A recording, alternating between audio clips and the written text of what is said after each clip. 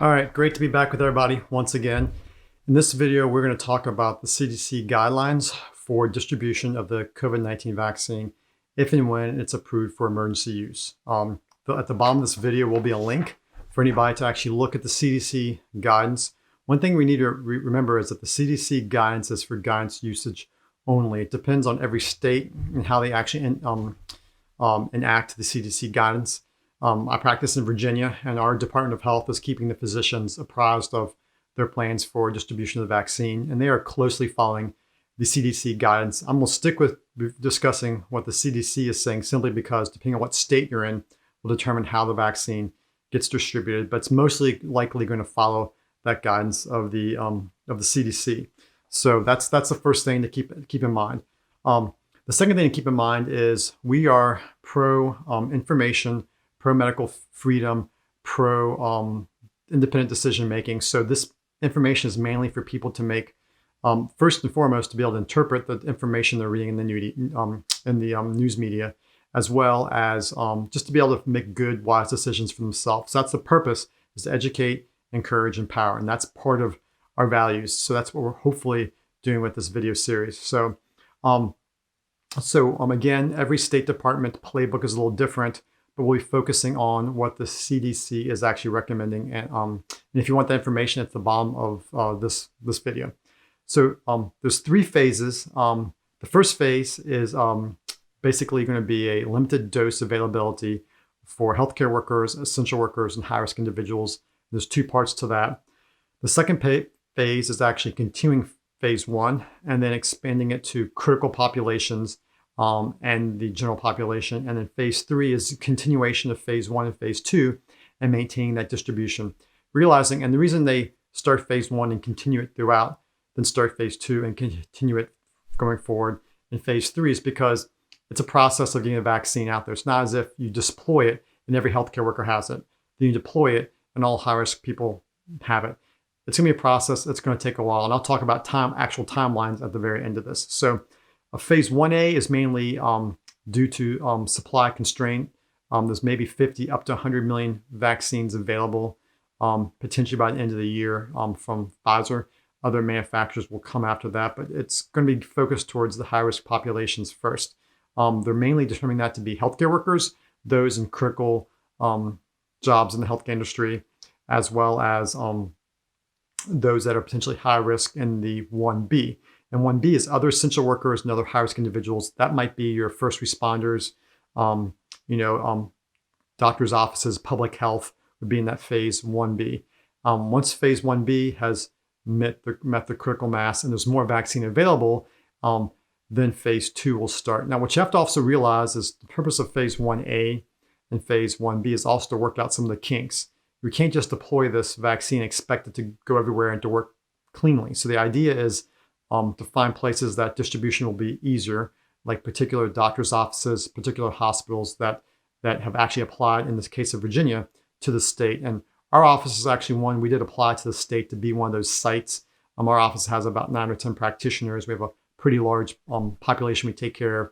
And our hope is to be able to be one of the sites that gets picked by the state for distribution. But ultimately, it's not up to us. It's up to the state. And that's something else to keep in mind, that once a vaccine is available and the FDA says it's okay for distribution for emergency purposes only, then and only then it goes to the states, and the states determine how to distribute it. So it's going to be very interesting to see how this actually plays out, how something else developed in the private industry and now is passed off to the state governments and local officials, how well it's actually distributed. And that's what the purpose of phase 1A and 1B is, to kind of work out some of those kinks while the vaccine is going out. 2, again, will be other critical populations and working into the general population. And 3 will be continuation of that, and then open access to the vaccine. That will be your Mediclinics, CVS, maybe even drive-through vaccine places. So that's kind of the way it's going to work. Now, timelines, what is the expectation for that? Well, the Virginia Department of Health has stated that they expect it to be available to the general population. So that'd be like phase 2 going to phase 3 in Virginia, mid to late 2021. So when a lot of people have alarm about the rapidity of deployment of the vaccine, you have to realize the general, at least in Virginia, and probably this is the case in other states, that it won't be accessible to the general population until mid to late 2021.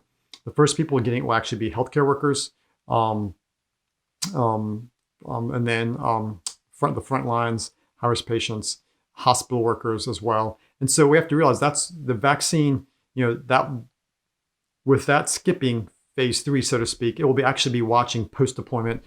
It's not really phase 4, which I talked about in the last video, but it is, since it's being deployed to the general population, we'll be getting updated data, are there side effects from the vaccine, et cetera. So all this is being closely watched by both Pfizer as well, or Moderna, or whoever the vaccine manufacturer is, as well as by the government, the FDA, as well as each individual internal review board or IRB.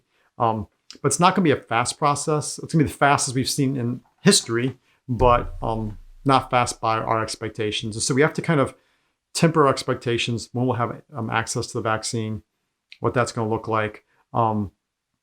Currently, most places are not taking wait lists because that's not possible, because no one even knows who's going to get the vaccine as far as clinics and who's not going to get it. It's also not allowing us to prepare for that. We just have to wait and see what the FDA says.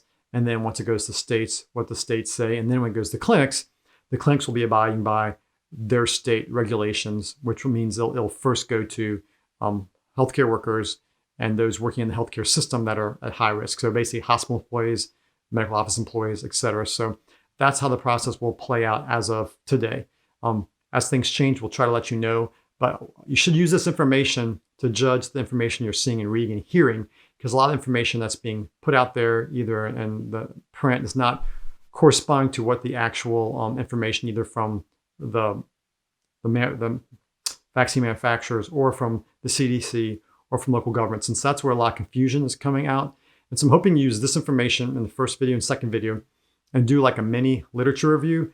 I'm not going to be doing medical literature, but more like articles that people are seeing in the general media. And these are things that people are bringing to my attention that are concerning people.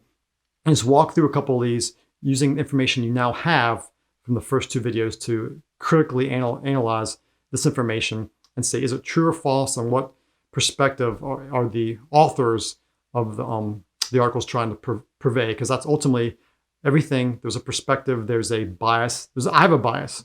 I just try to be open about my bias. You have to realize, hopefully, by reading things, you can kind of pick out what the bias of the author is, and that helps you to read deeper into whatever's being written. So hopefully when we do a third video, that will be helpful in that. If you feel like this is helpful, share with your family and friends. Ultimately, anything we do on social media, YouTube, etc., it only gets out there if people share it, if you feel it's helpful. So hopefully you feel it's helpful. Place comments in the section below as well. It can be helpful to help us have ideas, answer questions, and as well go forward and keep you all as informed as best we can as things progress. Thanks a lot and take care.